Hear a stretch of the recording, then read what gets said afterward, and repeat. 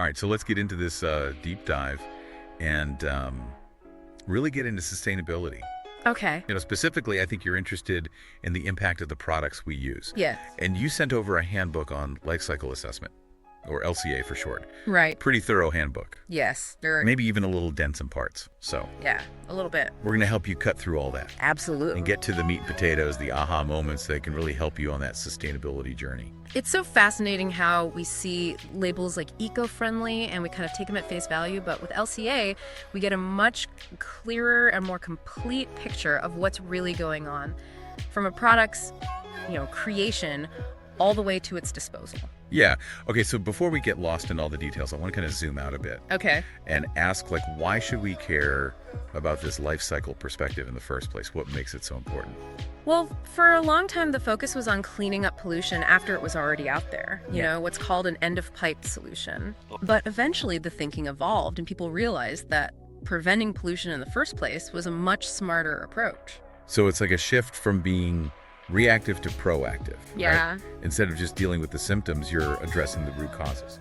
Exactly. And that shift led to the concept of pollution prevention or cleaner production, where the goal is to minimize waste and emissions throughout the entire process of making something.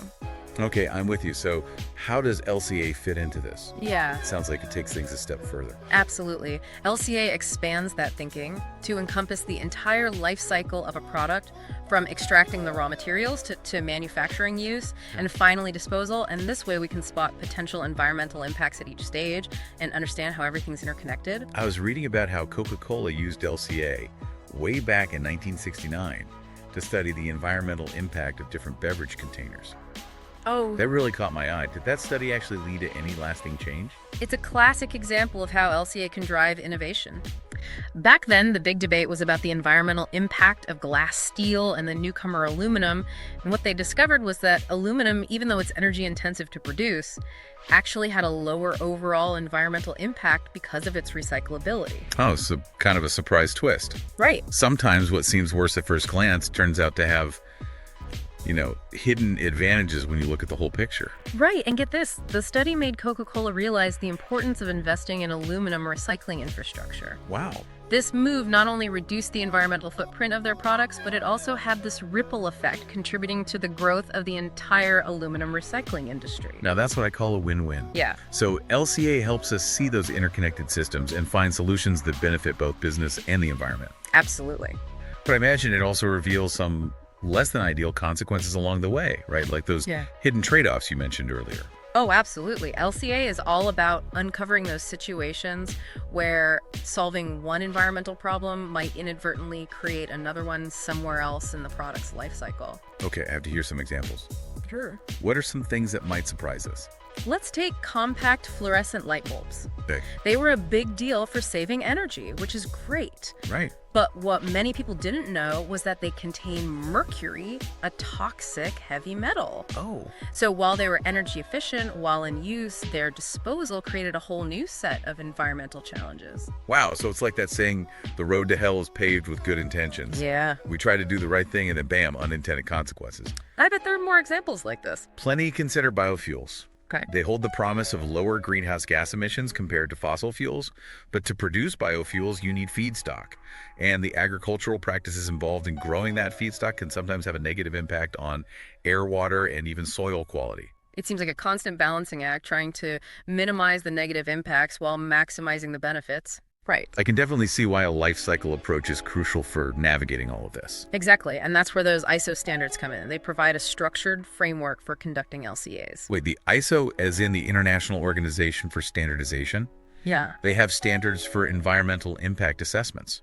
That's right. They've established a set of standards specifically for conducting and reporting LCA studies. And this ensures that everything is consistent, transparent, and credible. Okay, so walk me through the key stages involved in an LCA according to these ISO standards. Where do we even begin? The ISO framework breaks it down into 4 main phases. Okay. Goal and scope definition, life cycle inventory, or LCI. Okay. Life cycle impact assessment, LCIA, and finally, interpretation. So a step-by-step approach to untangling this complexity. Yeah. Let's start with the first one, goal and scope definition. What does that entail? It's exactly what it sounds like. This phase is all about clearly defining what you're trying to achieve with this assessment and setting boundaries. So are we asking, what are we trying to learn from this LCA, and what exactly are we going to be focusing on? You got it. And this is where the idea of a functional unit becomes really important. Right? It's about establishing a common basis for comparing different products or systems. Give me a real-world example of a functional unit. Let's say you're trying to figure out the environmental impact of cloth diapers versus disposable diapers. Okay. The functional unit might be something like diapering one baby for a period of 2 years. This ensures you're comparing apples to apples, taking into account all the factors like the number of diapers used, washing frequency, and so on. That makes a lot of sense. So you're not just comparing a single diaper, but the entire diapering system over a realistic time frame. Right. Okay, so we're setting the stage for a fair comparison. What else falls under the goal and scope definition? You also need to define the system boundaries, which means deciding which specific processes and activities you'll include in the analysis. So we're drawing a line around what we're going to assess. Like, will we be considering the transportation of raw materials? Yes. The energy used in manufacturing what happens to the product at the end of its life, like recycling or disposal? Precisely all those decisions need to be made up front. It can feel a bit overwhelming, Right. but having that structured approach helps keep things on track. All right, so we've set our goals, Yeah. defined our scope, and drawn our boundaries. What happens next in the LCA process? Next comes the life cycle inventory, or LCI. This is where we really get into the nitty-gritty details. Okay, bring on the details. What exactly are we inventorying? We're talking about quantifying all the energy, materials, and emissions involved in each stage of the product's life. Okay. It's like creating a comprehensive inventory of every input and output associated with the product. So we're basically building this massive spreadsheet that tracks everything that goes into and comes out of the product throughout its entire life. Yeah. Sounds like quite the data gathering challenge. It can definitely be. We have to track everything. The raw materials extracted, energy consumed, water used, emissions released, and waste generated. The information comes from all sorts of sources like industry, data, scientific literature, government databases, and sometimes even direct measurements. I can imagine there are times when getting that data is tricky. Yeah, You have to make some educated guesses. that's right. Often we have to rely on estimations and assumptions, especially when data is scarce or difficult to obtain. But the goal is always to be as accurate and transparent as possible. So let's say we've managed to collect all this data for our life cycle inventory. Okay. What do we do with it next? How do we make sense of this mountain of information? That's where the next phase comes in life cycle impact assessment, or LCIA. Okay. This is where we take all that raw data from the LCI and translate it into something more meaningful, environmental impact categories. So instead of just looking at raw numbers of kilograms of emissions or megajoules of energy, we start to assess what those emissions and energy actually mean for things like human health, ecosystems, and the planet as a whole. Exactly. It's about connecting those raw numbers to the real-world consequences. Yeah, that makes a lot of sense. We're moving beyond just data points Yeah. and starting to see the bigger picture of environmental impact. It's like connecting the dots. You got it. And within LCIA, there are different approaches to doing that, and we can discuss those next. Perfect. Yeah. I'm ready to unpack those different approaches in our next session. Okay, so we're back and ready to unpack those different approaches within LCIA that you mentioned. Right. I'm really curious to understand how we translate those raw numbers from the life cycle inventory into these impact categories. It's like taking all those individual puzzle pieces of data and starting to assemble them into a meaningful picture. Okay. And there are two main types of indicators used in LCIA: midpoint and endpoint indicators. From what I remember, you said midpoint indicators focus on specific environmental mechanisms, right? That's right. They tell us about the potential for a substance or an activity to contribute to a specific environmental problem. For example, global warming potential is a midpoint indicator. Okay. It measures how much a given substance can contribute to global warming. Okay, so if a product releases methane, which is a greenhouse gas, Right. we might look at its global warming potential as a midpoint indicator Yeah. to understand how much it could contribute to climate change. Exactly. It gives us a way to compare the warming impact of different greenhouse gases on a common scale. Okay, and what about endpoint indicators? How are those different? Endpoint indicators take a broader perspective. Okay. They look at the potential impacts on areas of protection, like human health or ecosystem quality. Okay. So instead of just looking at the potential for a substance to contribute to acid rain, we consider the actual effects of that acid rain on human health or forest ecosystems. So endpoint indicators help us connect the dots between those initial environmental mechanisms and the ultimate consequences for people and the planet. It's Exactly. like seeing the cause and effect relationship. Precisely. It helps us understand the bigger picture implications of those environmental impacts. So how do we decide which type of indicator to use? Is it case by case? It really depends on the goal of the assessment. If you're primarily concerned about the impact of a product on climate change, then focusing on global warming potential as a midpoint indicator makes sense. But if you're interested in the overall impact on human well-being, Okay. then you might look at disability-adjusted life years or DALYs as an endpoint indicator. So there's no one-size-fits-all approach. It's about choosing the right tool for the job based on what you're trying to understand. Yeah, That makes LCIA pretty versatile. it is. And that's one of the things that makes LCA such a powerful tool. Okay. It can be tailored to a wide range of questions and contexts. You mentioned that LCA can be complex, and I can definitely see that. But, we have those ISO standards to help keep things organized. Right. Are there other tools or resources that professionals rely on when they're conducting these assessments? Definitely, there are standardized methods for LCIA that have been developed by scientists and experts Okay. to make sure everything is consistent and reliable. Okay. Some of the common methods are recipe Terry Psi and CML. So it's not like everyone's just making up their own indicators as they go along. Right. There's a shared language and a common understanding of what these indicators mean. Exactly. These standardized methods provide that common ground, and one of the really interesting things about LCIA is the concept of equivalency factors. Okay, now you've got me curious. Equivalency factors. What are those all about? Think of them as conversion factors that allow us to compare the impacts of different substances on a common scale. Okay, For example, we know that different greenhouse gases have different warming effects on the planet. right. Carbon dioxide is often used as the reference gas, Okay. and it's given a global warming potential of 1. So that means other gases like methane have a global warming potential that's higher than 1 Right. because they're more potent when it comes to warming. Exactly. Methane's global warming potential is actually around 25, which means it's 25 times more potent than carbon dioxide in terms of its warming effect. Equivalency factors let us convert the emissions of all these different gases into a common unit, usually expressed as carbon dioxide equivalents, or CO2e. So even if a product releases a whole bunch of different greenhouse gases, Right. we can still express its overall climate change impact with a single number using CO2e. That's the idea. It simplifies things without oversimplifying the science behind it. Okay, It helps us aggregate the impacts of different substances and make meaningful comparisons. that's pretty ingenious. Right. It makes sense that we would need a way to compare apples to apples, so to speak, Right. when we're dealing with such a complex mix of environmental impacts. Right, and that's one of the strengths of LCIA. It provides a clear and concise way of communicating complex information. Yeah, it's about making those complex environmental issues more digestible, more understandable. Absolutely. It's about translating all that data into something that can be used to inform decision making. Nope. And that leads us to the final stage in the ISO framework for LCA. I bring on the final stage. What happens after we've done all this data gathering, number crunching, and impact assessment? The final stage is interpretation. Okay. This is where we step back, take a deep breath, and make sense of everything we've learned. Okay. We draw conclusions, identify key findings, and ultimately make recommendations for improvement. So it's like translating all that analysis into actionable insights. We're going from data to decision. Exactly. Interpretation is what makes LCA a truly powerful tool for driving positive change.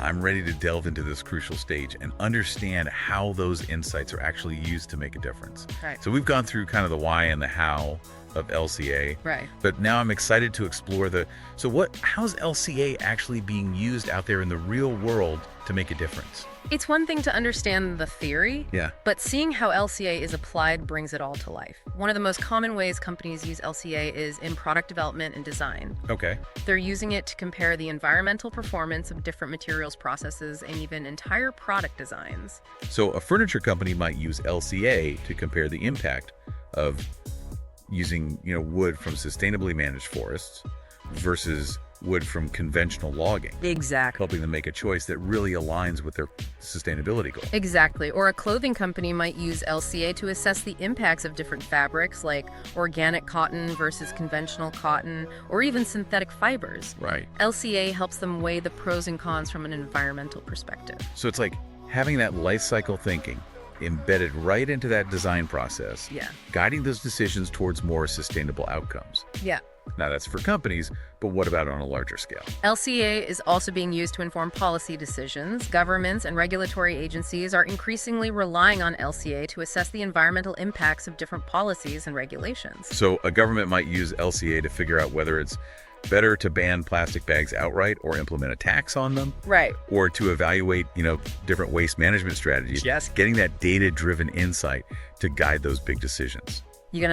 LCA brings that data-driven approach to policymaking, helping to ensure that decisions are based on a solid understanding of the environmental impacts. It's like taking the guesswork out of policy decisions, right? Yeah. Instead of relying on gut feelings or assumptions, we have data to back things up. Yeah. That's pretty powerful, and we're seeing LCA play an increasing role in eco-labeling and green marketing as well. Right. All those labels that we see everywhere that say things like eco-friendly or sustainable. Yeah. I always wondered how much those labels can really be trusted. Does LCA kind of help with that? Some of those eco-labels are actually based on life cycle considerations. They're using LCA to assess the environmental performance of a product and verify that it meets certain criteria.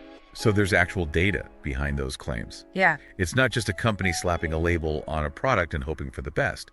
It's about backing up those sustainability claims with evidence. Exactly. Having that third-party verification based on LCA helps build trust with consumers. It adds credibility to those claims. It's about transparency, right? Giving consumers the information they need to make informed choices. Absolutely. What about corporate sustainability reporting? A lot of companies are publishing those reports these days. Does LCA have a role there? Absolutely. More and more companies are incorporating LCA into their sustainability reporting process. It's becoming an essential tool for quantifying their environmental impacts and tracking their progress over time. So a company might use LCA to measure things like its carbon footprint or its water use or the amount of waste it generates. Yeah, And then report on those metrics in its sustainability report. precisely. LCA provides that standardized framework for measuring and reporting on environmental performance, making it easier for stakeholders to compare different companies and track progress over time. So it's like creating this common language for sustainability so that everyone's measuring and reporting in a way that makes sense. Right. That's crucial for accountability and transparency. I agree, and that transparency is key for driving continuous improvement. When companies know they're being watched and their environmental performance is being assessed, it encourages them to do better. So we've seen how LCA is being used by companies, governments, even in eco-labeling. What's next for LCA? Are there any emerging trends or challenges on the horizon? That's a great question. One of the most significant trends is the increasing emphasis on life cycle sustainability assessment, or LCSA, as we touched upon earlier. Right, LCSA, it's about bringing in the social and economic impacts along with the environmental ones, Yeah. expanding that scope to create a more holistic picture of sustainability. Exactly. LCSA is still a relatively new field, but it's gaining momentum as we realize that all these aspects of sustainability are interconnected. Yeah. You can't truly address one without considering the others. It's about recognizing that sustainability isn't just about the environment, it's about people and planet and prosperity all working together. Absolutely. And another exciting trend is the integration of big data and digital technologies into LCA. Oh, now that sounds fascinating. Tell me more. How are those digital technologies changing things? We're seeing this wave of new databases, software tools, and platforms that are using big data to make LCA more efficient, more accessible, and even more accurate. So instead of manually collecting data from spreadsheets and reports, we might be able to access real-time environmental data from sensors and online platforms. Right. It's like LCA is entering this whole new era of information. Exactly. And this is opening up incredible opportunities for conducting more dynamic and comprehensive LCA studies. We can gather more data, analyze it more quickly, and get a much richer understanding of those complex life cycle impacts. It's like giving LCA a turbo boost, Yeah. making it even more powerful and more relevant for tackling those challenges of the 21st century. I think that's a great way to put it. LCA has the potential to be a truly transformative tool, guiding us towards more sustainable decisions, Mhm. better product design, smarter policies, and ultimately a future where people and planet can thrive together. That's an inspiring vision. We've learned so much in this deep dive. From those fundamental principles to the real-world applications to the exciting possibilities that lie ahead. It's been a pleasure sharing these insights with you and exploring the power of LCA. And to our listener, thank you for taking this journey with us. Remember, every choice we make has an impact. By understanding the full picture, we can make those choices count towards a more sustainable future. Thanks for tuning in to the deep dive.